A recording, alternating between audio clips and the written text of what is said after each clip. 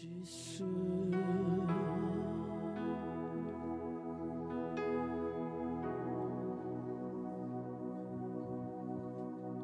Ngam laban ngel tu kat no nga iya me man kas nga yen a jing don jong me shami baro nga ai dilo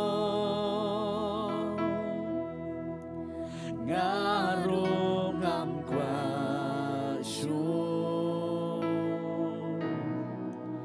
bangan jai no na me habanga pet jai nga shem ya jing i jong mi ka kho ya nga.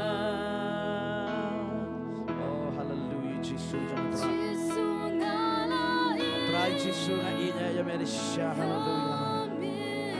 Trai me mela ye chwa yang ini ke jingit mom jukot ke chama trai. Ya mi ring yang kam liwa jingit jom mi.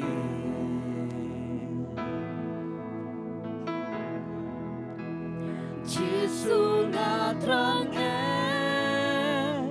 ya mi Giêsu nga trang ya mi ring yang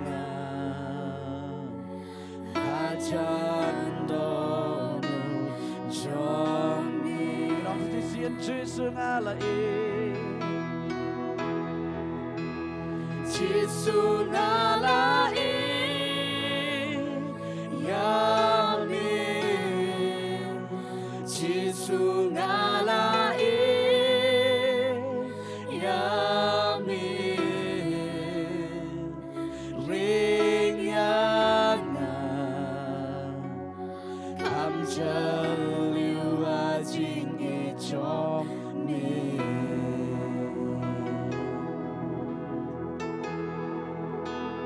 Giêsu nga trang ya mi Giêsu nga trang ya mi ring yang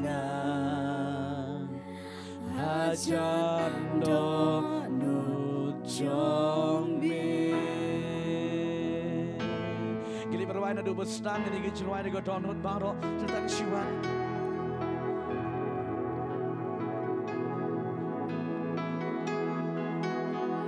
Ngam laban sentu gin lagi ktisho tuai sisa ublai jeng sisa ulang bekrau man kaski ngaye jing don jong mi shami baro nga ai dilo ngarung am oh hallelujah bangan ngai no na mi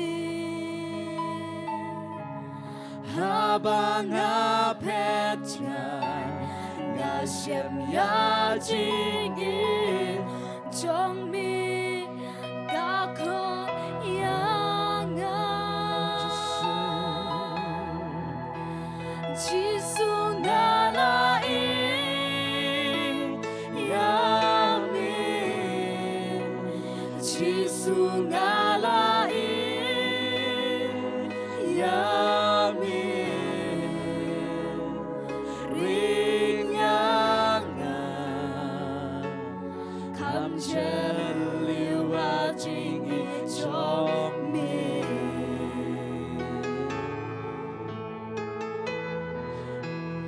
Yesus sunat terang